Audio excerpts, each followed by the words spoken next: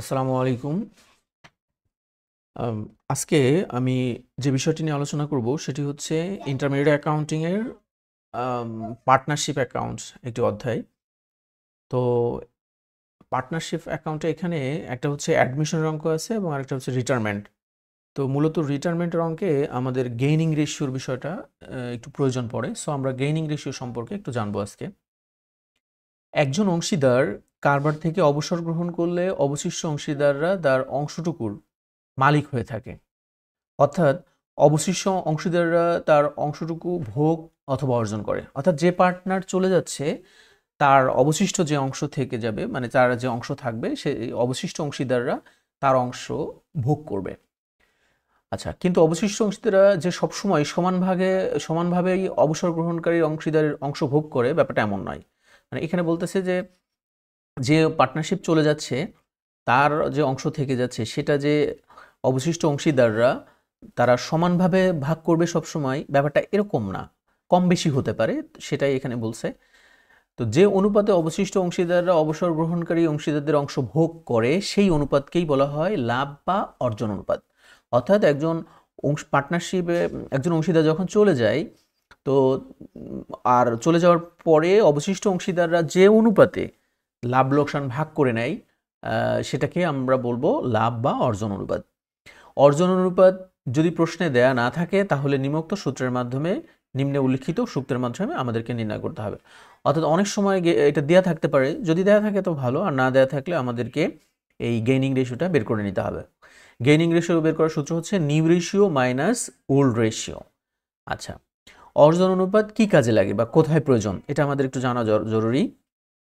প্রশ্নে সুনাম বা অন্য কোনো বিষয় যদি শুধুমাত্র অবসর গ্রহণকারী অংশীদারের অংশ অন্যান্য অংশীদারদের হিসাবে সমন্বয় করার কথা বলা থাকে তাহলে সেক্ষেত্রে অর্জন অনুপাতের প্রয়োজন হয়। আমরা এই ব্যাপারটা একটু ক্লিয়ার করে জানতে পারি। সেটা হচ্ছে যে অর্থাৎ যে পার্টনার চলে গেল, অবসর গ্রহণ করলো, তার অংশের যে সুনাম থাকে বা তার অংশের কোনো সম্পদ বা অন্য কিছু দায় দেনা যদি থেকে থাকে অঙ্কে, তাহলে তার সেই অংশটা এক্সিস্টিং অর্থাৎ বিদ্যমান যেসব পার্টনার রয়ে গেছে তাদের মাঝে তাদের মাঝে ভাগ করার জন্য আমাদের এই গেইনিং রেশিওটার প্রয়োজন হয়। তাহলে সুনাম, তাহলে আমাদের হচ্ছে, কিন্তু অঙ্কে আমাদের মেইনলি যেটা প্রয়োজন হয় সেটা হচ্ছে সুনাম থাকে ম্যাক্সিমাম অঙ্কে। আর যদি অন্য কোনো বিষয় থাকে তাহলে সেটা, অর্থাৎ যে পার্টনার চলে যাচ্ছে তার অংশের সুনাম এবং অন্য ব্যাপারগুলা পুরাতন পার্টনারদের মধ্যে সমন্বয় করার জন্য আমাদের এই গেইনিং রেশিওর প্রয়োজন হয়। এখানে কয়েকটা উদাহরণ দেওয়া আছে সুন্দর করে বোঝানোর জন্য। তো 1 নম্বর উদাহরণে বলা হচ্ছে যে ABC, A B and C তিনজন পার্টনার, তাদের অনুপাত হচ্ছে 3:2:1। আচ্ছা, এখানে বি রিটায়ার হচ্ছে, বি অবসর গ্রহণ করতেছে এবং নিউ রেশিও উইল বি 5:3। তাহলে বি যদি চলে যায় তাহলে এ আর সি থাকতেছে, এ আর সির নতুন রেশিও হচ্ছে 5:3। What will be the gaining ratio? তাহলে এই ধরনের সিচুয়েশন থেকে আমাদের গেইনিং রেশিওটা কিভাবে বের করতে হবে। আচ্ছা, সো এখানে একটা মজার ব্যাপার খেয়াল করেন যে ওল্ড রেশিও দেওয়া আছে 3:2:1 আর নিউ রেশিও বি চলে যাওয়ার কারণে নিউ রেশিও হচ্ছে 5:3। তাহলে আমাদের ওল্ড রেশিও দেওয়া আছে, নিউ রেশিও দেওয়া আছে। এই ধরনের সিচুয়েশনের ক্ষেত্রে আমাদের সূত্র তো একটাই, new ratio minus old ratio, gaining ratio বের করার। তো এখানে আমাদের এ আর সির গেইনিং রেশিও বের করতে হবে কারণ বি চলে গেছে। তাহলে এর হচ্ছে যে নিউ রেশিও কত, এর হচ্ছে নিউ রেশিও 5, কিন্তু টোটাল কত, 5 আর 3 8। এই টোটালটা যাবে নিচেই আর এর অংশ 5, এই জন্য 5 যাবে উপরে। তাহলে 5/8 মাইনাস ওল্ড রেশিও দেখেন এর অংশ হচ্ছে 3 আর টোটাল হচ্ছে 3 2 1, তাহলে 3 এর যোগ করলে পাবো হচ্ছে 6। তাহলে যোগফলটা যাবে নিচেই আর উপরে যাবে হচ্ছে এর অংশটা, তাহলে 3/6। এটা লসাগু করলে আসবে 3/24। এটা আমাদের এরটা শেষ। সেমভাবে আমরা সিরটা করব। তাহলে সির অংশ হচ্ছে নিউ 3 আর টোটাল হচ্ছে 8, তাহলে 3/8। আর ওল্ড রেশিও হচ্ছে 3:2:1, এটা যোগফল 6 আর সির অংশ 1/6। এখানে লসাগু করলে 5/24। তাহলে আমরা এখানে গেইনিং রেশিও কি পেলাম, একটা হচ্ছে 3/24 আর একটা হচ্ছে 5/24। 24 বাদ গেলে 3:5। এটা আমাদের একটা সিচুয়েশন। 2 নাম্বার সিচুয়েশনটা একটু খেয়াল করি, সেটা হচ্ছে এ বি সি তিনজন পার্টনার, এখানে তাদের অনুপাত দেওয়া 3:2:1। বি রিটায়ার্ড করবে, what will be the gaining ratio? এখানে একটা মজার ব্যাপার খেয়াল করেন যে 1 নাম্বার সিচুয়েশনে কিন্তু ওল্ড রেশিও দেওয়া ছিল, নিউ রেশিও ছিল, কিন্তু 2 নম্বরে শুধু ওল্ড রেশিও দেওয়া আছে কিন্তু নিউ রেশিও দেওয়া নাই।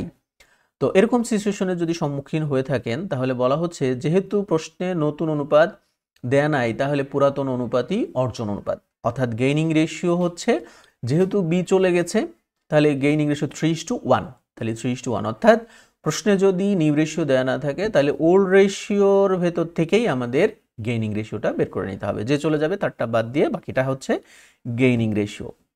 আচ্ছা, এবার আমরা 3 নাম্বার সিচুয়েশনটা একটু দেখতে পারি। 3 নাম্বার সিচুয়েশন হচ্ছে A B and C partners, C এখানে রিটার্ন করবে, new ratio will be 5:3, what will be the gaining ratio.